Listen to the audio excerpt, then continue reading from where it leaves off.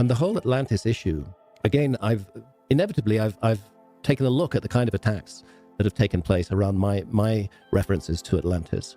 And those attacks, they always seek to isolate Atlantis and make us think that that's just the only story that there is about a lost civilization of prehistory. Whereas, in fact, ancient cultures all around the world preserved a memory of a high civilization of prehistory. In India, it was called Kumari Kandam. But if you go to Mesopotamia, you're going to find the same story of a great flood and survivors of a flood who taught knowledge around the world. You're going to find the same story in ancient Egypt. You're going to find the same story everywhere. As a matter of fact, the Atlantis story is present in ancient Egypt. They just don't call it Atlantis. They use a different word for it in the ancient Egyptian language. Atlantis is not an ancient Egyptian word, but that's not surprising if we consider the pedigree of the Atlantis story. The Atlantis story, as it's come down to us, the earliest surviving reference to it is in the works of Plato, right? Who is a revered figure in his own right, the Greek philosopher Plato, and in his dialogues, the Timaeus and the Critias. And Plato draws his information from an individual who may well have been an ancestor of his, Solon, the great Greek lawmaker. Solon was famous for his codification of laws in Greece, and he was a traveler, and he made a well-documented visit to Egypt around about the year in our calendar 600 BC. Okay, and in that visit to Egypt, as Plato reports the story as he had received it, as he reports it in these dialogues, where he puts the words into the mouths of two people who are talking, Solon was told by the priests of the Temple of Neith at Sais in the Delta, a temple that no longer exists. He pointed to writings on the walls, and there was a priest who spoke Greek and ancient Egyptian, and he asked that priest to tell him, what do these writings say?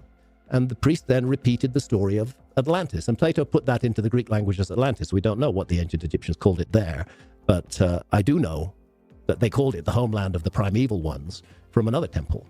Solon then asks the priests, so this Atlantis was destroyed in an enormous flood.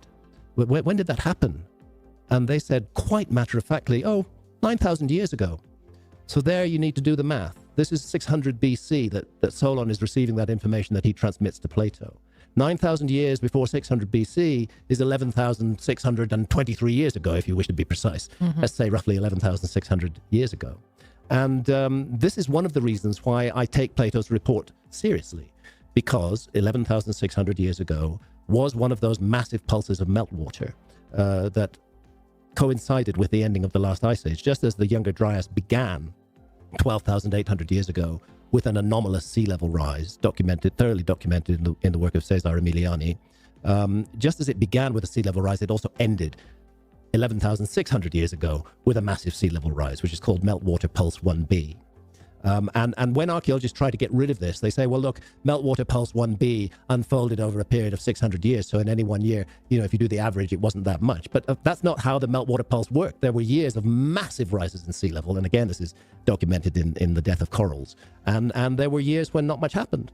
So averaging it out over 600 years is not the way to do it. We have a time in relatively recent history, prehistory, 11,600 years ago, when there was an enormous global flood.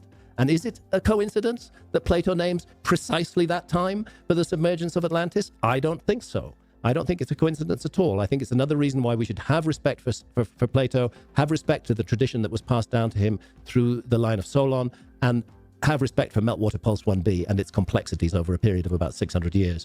And finally, of course, there's the fact that Gobekli Tepe, this extraordinary megalithic site in Turkey, as far as we can tell now, the work began on that site, guess when? 11,600 years ago. I can't help feeling that we're looking at a project that was initiated by survivors of that cataclysm to bring to that place skills and knowledge that had not previously existed in that place, to create a gigantic megalithic site. Indeed, partly for spiritual reasons, but also partly to mobilize the local population, to give them a big project to work on, and during that project to teach them agriculture.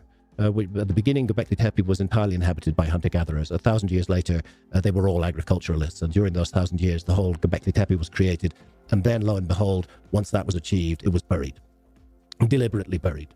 More work was put into burying it than was put into creating it.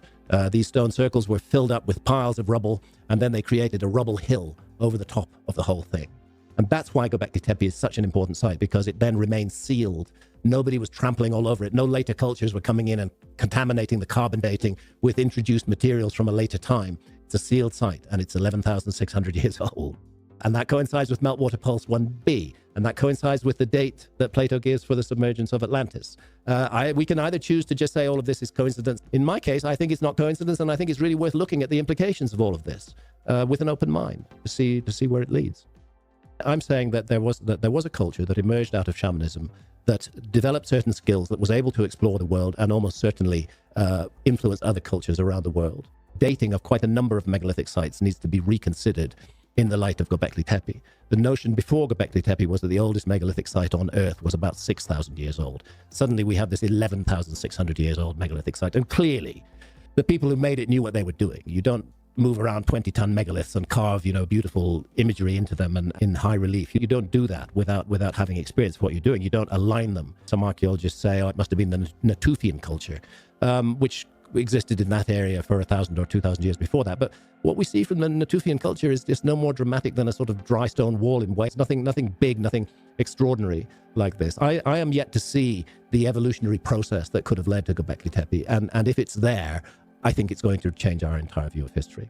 And it's interesting that now we have Karahan Tepe, which we also filmed at in the series, and 10 other sites have now been found in that area, which all date back that horizon around 11 or 12,000 years ago. Wow. And goodness knows what is going to come out of all of those excavations. I mean, first of all, Gobekli Tepe was discovered by accident. Back in the 1950s, a team of American archaeologists who were interested in Stone Age stuff from the Paleolithic, the Upper Paleolithic, found themselves at Gobekli Tepe. And then they saw the tip of a beautifully carved pillar sticking out of the side of the hill. And they said, nah, that's not Stone Age. That's way too good. That must be Byzantine. That must be from just 1,000 years ago or so. So it's not our stuff. We're not going to excavate it. And there it was left until Klaus Schmidt, a great man of the German Archaeological Institute, who I knew personally and who kindly showed me around Gobekli Tepe in 2013 and spent a lot of time with me. That's the kind of archaeologist I enjoy meeting, who doesn't typecast me. He knew who I was, but he certainly did because we'd been in correspondence before. But they don't automatically shut me out, but they're willing to talk to me, and he was willing to talk to me. And it was he who took an interest in that curious pillar sticking out of the ground and decided, let's excavate here. And lo and behold, they discovered Gobekli Tepe. Now that Gobekli Tepe was discovered, then suddenly there's a reason to look more widely than Karahan Tepe. When I first went to Karahan Tepe, it was just like Gobekli Tepe had been before, just a few bits of pillar sticking out of the ground. Now it's an enormous excavated site. And as I say, at least 10 other sites in that area of the 12 tepes, as they called them, the 12 hills. Gobekli Tepe itself means pot-bellied hill in the Turkish language, and that's because that's what it looked like until it was excavated. That hill was entirely artificial, entirely man-made, designed to cover up this site.